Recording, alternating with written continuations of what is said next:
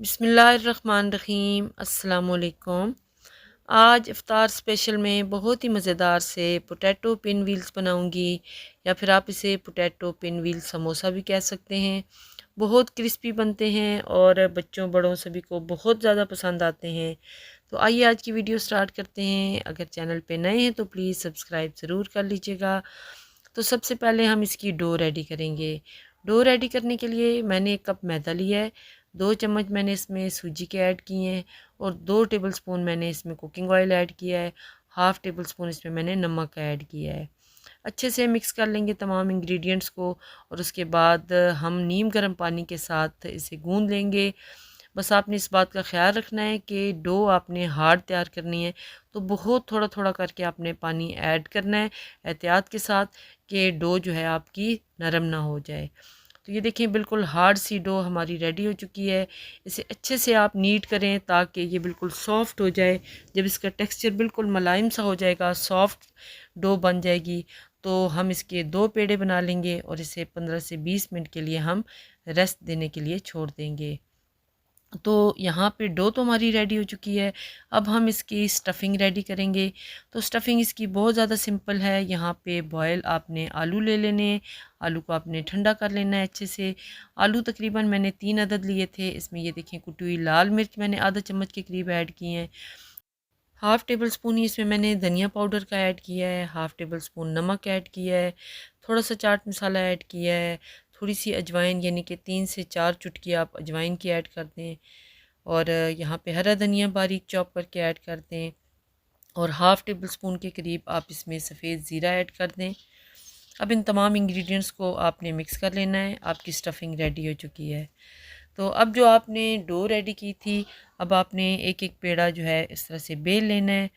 तो यहाँ पे ये देखें, आपने इसको हाथ से फ्लैट करके बेलन की मदद से आपने जो है इवनली इसको बेल लेना है और इसकी थिकनेस आपने बहुत ज़्यादा मोटाई में भी नहीं रखनी और बहुत ज़्यादा रोटी की तरह आपने पतला भी नहीं करना। बस इस तरह से ये जो थिकनेस आपको मैंने दिखाई है बिल्कुल मुनासिब है। तो अब साइडों से थोड़ा सा इसको काट के हम इसको चौकोर शक्ल दे देंगे। तो ये साइडें हमने रिमूव कर ली हैं। अब जो स्टफ़िंग है इसे आपने इस तरह से लेना है, हाथ के ऊपर इसको आपने फ्लैट करना है और जो है आपने इसे, जो आपने रोटी बेल के रखी है उसके ऊपर इस तरह से आप इसको हल्का सा हाथ से प्रेस करते हुए सेट कर लेंगे। तो आपने इसी तरह से हाथ के ऊपर इसको फ्लैट करना है। अगर आप डो के ऊपर करेंगे तो उसके फटने का ख़तरा होगा, या फिर कहीं से वो पतली हो जाएगी, कहीं से मोटी रह जाएगी।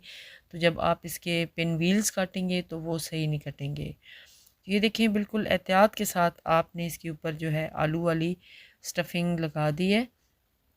अब हाथ से अच्छे से प्रेस करते हुए इस तरह से गोलाई में आप इसको रोल बना लेंगे, लेकिन रोल बनाते वक्त भी आपने बहुत ज़्यादा एहतियात से काम लेना है, क्योंकि ये नीचे से फट ना जाए। ये देखें इस तरह से अब साइडों से हल्का सा प्रेस करते हुए इसको आप बंद कर लें। यहाँ से थोड़ा सा ये आप रिमूव कर लें। अब यहाँ पे ले लें आप धागा और धागे की मदद से इस तरह से आप धागे को क्रॉस में फिराते जाएं और बहुत ज़्यादा नीटनेस के साथ ये आपके पिन व्हील जो है धागे की मदद से कट जाएंगे। तो ये देखिए कितने ज़बरदस्त आराम से इनकी कटिंग हुई है। तो ये तमाम पिन व्हील्स हमने रेडी कर लिए हैं। अब मैंने 2 टेबल स्पून लिया है मैदा, उसमें मैंने थोड़ा सा पानी ऐड किया है और एक जो है रनी सी इसकी ये स्लरी आपने रेडी कर लेनी है।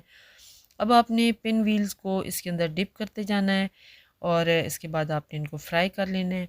तो यहाँ पे हाथ से हल्का सा प्रेस आपने करना है ताकि इसकी शेप ख़राब ना हो। तो इस तरह से देखें, हल्का हल्का सा प्रेस करते हुए इनको अच्छी सी शेप आपने दे देनी है। तो अब ये देखें स्लरी के अंदर जैसे इसको डिप किया, क्योंकि वो रनी है तो वो इसके ऊपर हल्की सी चिपक जाएगी और इस तरह से ये ऊपर से बिल्कुल क्रिस्पी बनेंगे। तो बिल्कुल लो फ्लेम के ऊपर आपने इनको फ्राई करना है। जितना आप फ्लेम लो रखेंगे इतना ये जो है क्रिस्पी बनेंगे। तो ये देखें कितने ज़बरदस्त हमारे पिन व्हील्स रेडी हुए हैं और मज़ेदार सा ये स्नैक आप ज़रूर ट्राई कीजिएगा। अपना फ़ीडबैक ज़रूर दीजिएगा। अल्लाह हाफ़िज़।